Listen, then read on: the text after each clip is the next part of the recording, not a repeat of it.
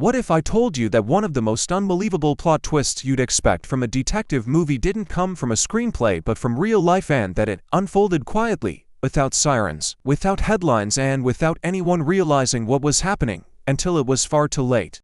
This story doesn't begin with a crime scene or a dramatic discovery. It begins with normal days, routine choices, and a person who blended so perfectly into the background that no one thought to look twice. That's what makes this case so disturbing. Because when the truth finally surfaced, it didn't just shock investigators, it forced everyone involved to go back and re-examine moments they once believed were harmless, conversations that seemed ordinary, decisions that felt insignificant, gaps in time that no one questioned. This is the kind of story where the twist doesn't arrive with a bang, it creeps in slowly, changing the meaning of everything that came before it. And once you see it, you can't unsee it. For a long time, there was no reason to suspect anything was wrong, no missing person alerts, no urgent police presence, no public warnings. Life moved forward as usual, and Kristil Krug existed within that quiet normality, unnoticed and unchallenged. To the outside world, everything appeared stable, predictable, even boring. But real investigations rarely start with chaos, they start with discomfort, with a feeling that something doesn't quite line up. Small inconsistencies began to emerge, not loud enough to raise alarms, but persistent enough to linger. Timelines that didn't fully match, details that shifted depending on who was listening. Explanations that answered questions on the surface while creating deeper ones underneath. As investigators slowly began piecing things together, they realized this wasn't a single moment gone wrong, it was a chain of choices, spread out over time, hiding in plain sight. And the most unsettling part wasn't the discovery of something shocking. It was the realization that the truth had been there all along, waiting patiently, while everyone else believed the story they were being told. Kristil Krug did not look like the center of a mystery. There was nothing dramatic about the way life appeared from the outside. No flashing warning signs, no obvious chaos, no moment that screamed something was wrong. Days passed the way days always do, routine, predictable, forgettable. That normalcy became the perfect camouflage. People tend to believe what feels familiar, and familiarity creates trust.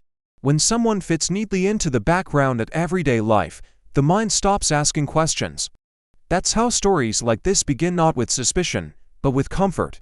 Looking back, investigators would later say the most unsettling part was how easily everything blended in. Conversations sounded ordinary, decisions seemed reasonable. Even moments that would later feel significant passed without attention. And in that quiet rhythm of normal life, a narrative formed, one that would be accepted without resistance. The problem wasn't that people ignored the truth. The problem was that no one realized there was a truth hiding at all. Every investigation has a beginning, but it's rarely obvious at the time. In this case, it didn't start with law enforcement. It started with unease, a detail that didn't sit right. A timeline that felt slightly off, not wrong enough to accuse, just wrong enough to remember.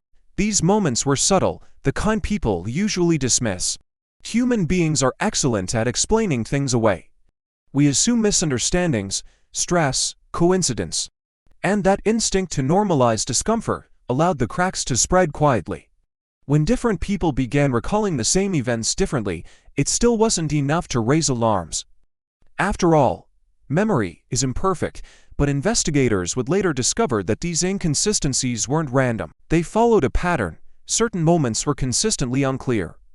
Certain explanations shifted just enough to avoid precision.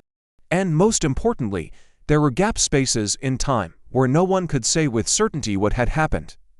Those gaps became the foundation of everything that followed. When authorities finally began reconstructing events, they didn't start with accusations. They started with sequence: what happened first, then what followed, then what should have happened next but didn't. Reconstruction is slow work. It requires patience, repetition, and an uncomfortable willingness to doubt what seems obvious. Phone records were examined, movements were mapped, statements were compared, not for emotion, but for consistency. And that's when the shape of the story began to change. Actions that once felt spontaneous now appeared deliberate. Decisions once framed as reactions now looked like choices made ahead of time. The story people believed began to collapse under its own weight, not because of one shocking revelation, but because it couldn't support itself anymore. Each answer created two new questions, each clarification narrowed the possibilities. Investigators weren't chasing a dramatic twist, they were uncovering inevitability. And slowly, the case transformed from nothing happened into something happened, and we missed it. Every detective story has a turning point, a moment when the narrative flips and nothing can be viewed the same way again.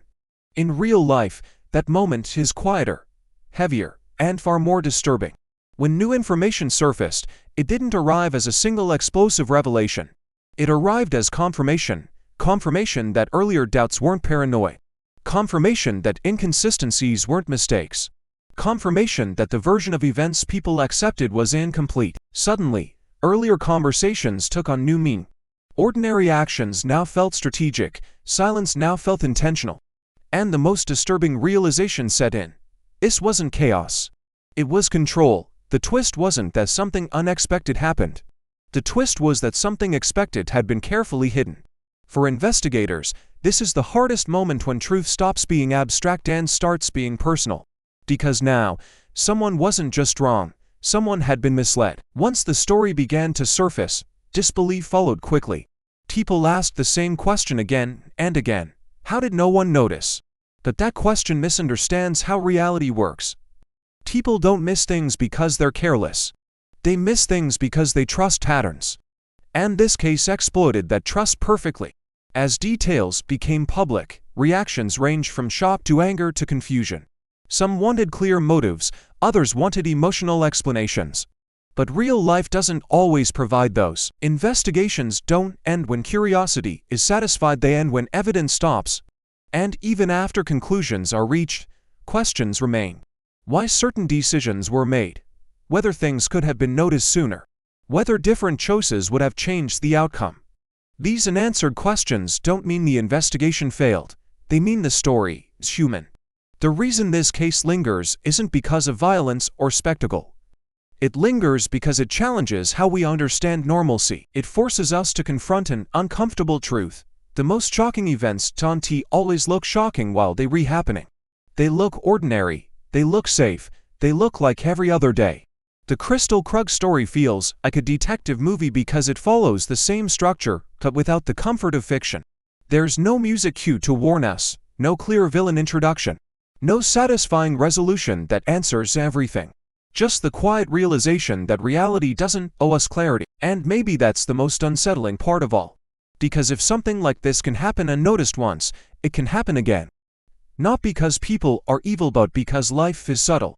And sometimes, the truth waits until it's too late to be ignored.